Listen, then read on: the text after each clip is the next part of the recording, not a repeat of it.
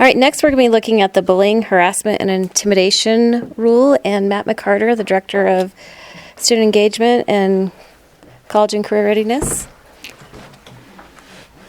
Go ahead. So some background on the rule, I'm assuming? Right. So, and I feel odd sitting way over here. That's fine. If I may. So just a brief bit of background around this. This rule relates to House Bill 246, passed in not the most recent session, but 2 sessions ago. So 246 was passed. Attempts have been made to strengthen Idaho bullying laws previous to that, but they never got out of committee. This piece of legislation was a collaboration among a number of representatives led by Representative Ilana Rubel from the Boise area. And when it came before committee and it had a hearing, it was one of the most emotional hearings I've ever witnessed. The hearing rooms were full, lots of parents, guardians, grandparents, students telling stories that were hard to hear regarding how they were the subject of bullying and harassment and struggled to find assistance and help from school personnel. There were parents with big pictures of their students who died by suicide, and they asserted, bullying was a major factor. It was very emotional, and that's why the legislation passed. There are a number of sections in the legislation, in the law, that specifies that the state board and state department shall promulgate rules related to each section. At that time, I spoke with the education stakeholders, Idaho Association of School Administrators, Idaho School Board Association, and the Idaho Education Association. And all three were in agreement that some more clarity around each of these sections should be set forth in rule. And so I worked with those stakeholders. There was legal review. I worked with some parents as well on what you see before you. And really that's where these came up. One of my concerns would be, are we setting the bar, is this an unfunded mandate, number one? And are these set of rules doable at the district and school level? And the response I received is the majority of folks, and it was kind of a non-formal, anecdotal kind of check-in with a lot of school district and school personnel that I work with, and most of them indicated that they're already here. It wouldn't be extra work because they already have the majority of these things in place. At any rate, that's a little backstory as far as where the rules came from. And at this point, I'd be happy to entertain any questions or comments. All right, we do have 2 individuals that are signed up to speak to this. First one we have is Kent Hobbs. Kent, would you like to give your comments? My first question is, in the website, on the State Department website, there's some points of clarification. It's Idaho Code 33-1630. And in there you have a bully definition. And then also there's, on the website, there's a policy number 506.50, and it has a definition. And the reason I asked the question, which definition is our operating definition is this one is the points of clarification definition is quite broad. I like the one in 506.50 because it really emphasizes the severe, persistent, and pervasive. And my discomfort with the points of clarification in that first section, the last line, a young person can be a bystander, perpetrator, a victim, or both, also known as bully victim. And the reason my responsibility in the school district is the Director of Student Support Services, and I deal with all the issues of discipline.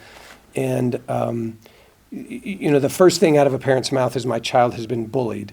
And I have to say in the preponderance, not even the preponderance, in the vast majority of cases, it comes out that there's a conflict, not that sense of overpowering, a group of kids targeting one kid, the innocent victim kind of thing.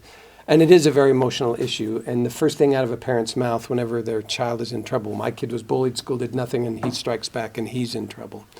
And I'm concerned that this definition in the points of clarification will encourage that kind of response from parents. And so my question then is, what is the relationship of those 2 definitions? Yeah. Kent, that's a great question. And that's part, what you describe is really the defining feature of why this is a really challenging area to lock down with a rule. Here's where those came from. The rules about this, there was a lot of negotiation with the stakeholders regarding how do we set forth the clearest set of rules we can. House Bill 246 passed, lots of calls and concerns from the field regarding more clarity around what's this mean, how do we do it, how do we move forward. In the absence of a rule, I put together the points of clarification. That definition came from a couple sources, stopbullying.gov and Health and Human Services. And they had that line, and I intended to kind of paint a picture of here's some examples of definitions of bullying. And that legal document came from a counselor that reviewed this for us from a legal perspective, because we wanted to put out, Eberhardy Mackey, as a matter of fact. We wanted to put out an example. This document? That document. Okay. Yep. And so the idea behind these two pieces of information were, again, nothing more than points of clarification. Here's some broad guideposts for you to, begin to unpack the issue. Here's what I know, and here's what I found. Is that, given the school, given the individual, the definition varies. There's some vagueness. It's squishy. It's fungible. And so that's the reason why you see in the formal rule, one of the, item 2, sub A, it talks about the content of ongoing PD. And so the law calls for ongoing PD shall be provided.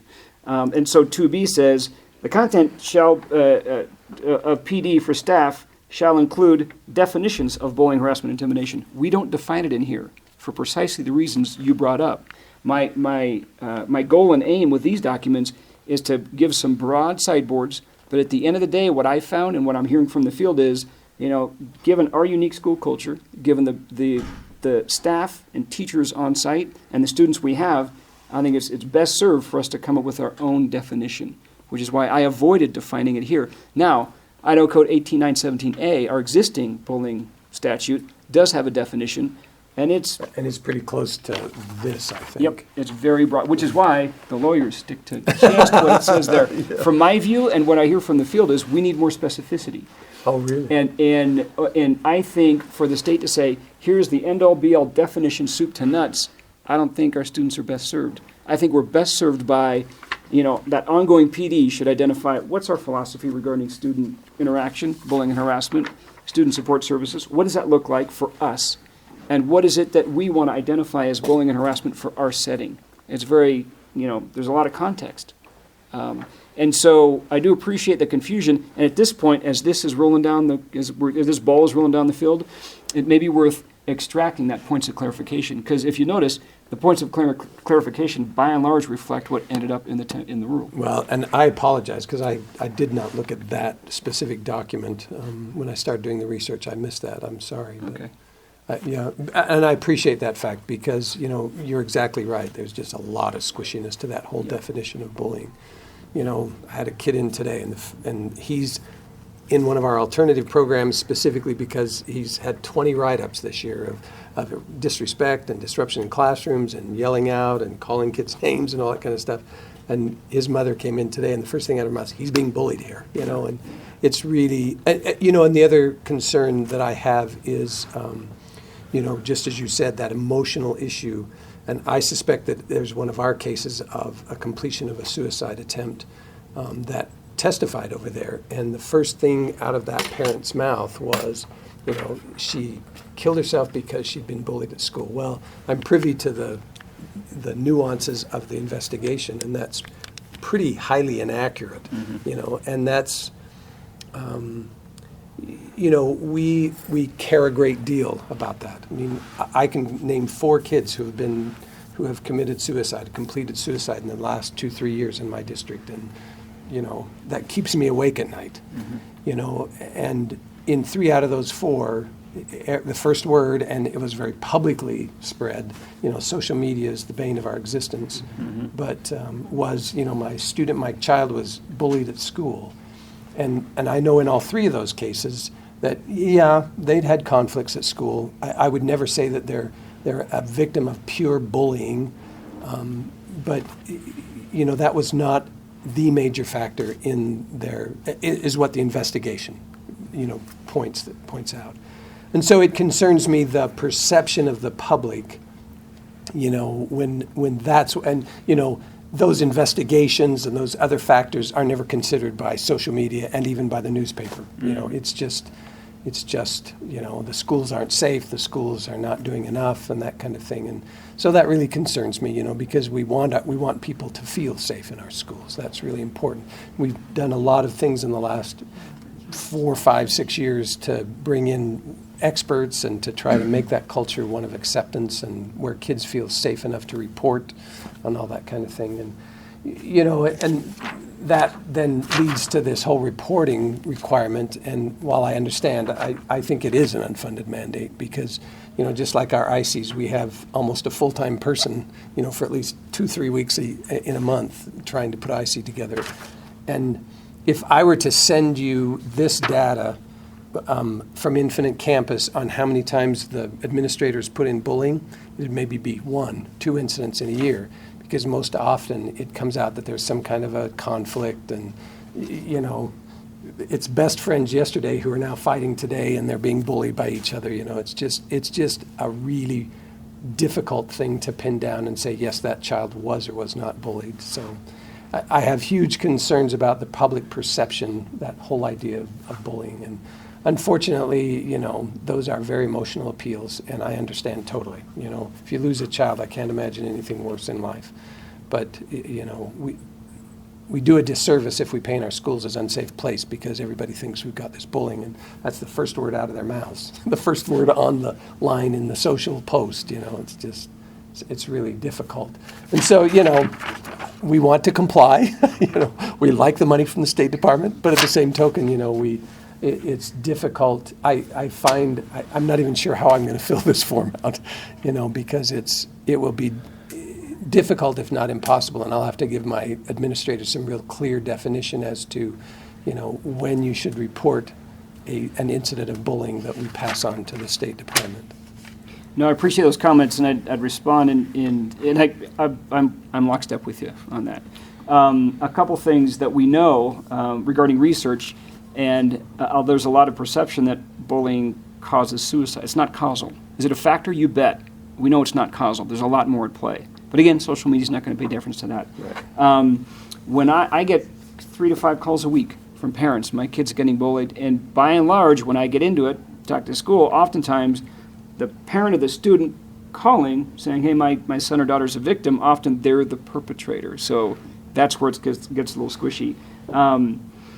At any rate, one of the things we try to do is just get really clear around what is of interest in terms of reporting. The law says schools shall report annually to the State Department of Education. Workshopping this template and the reporting document and the guidance around it, one of the things we're trying to identify is, okay, what is the threshold? Is it, hey, Susie and Tommy, knock it off? Do you report? We don't, you know. So we came to the conclusion that the state isn't interested in that. If there's a formal consequence, if a student is removed from his or her regular school day experience, that's something. And that's I made a note on that document as well. And in the end, just by way of comfort, the data that comes to the State Department will be reported on aggregate.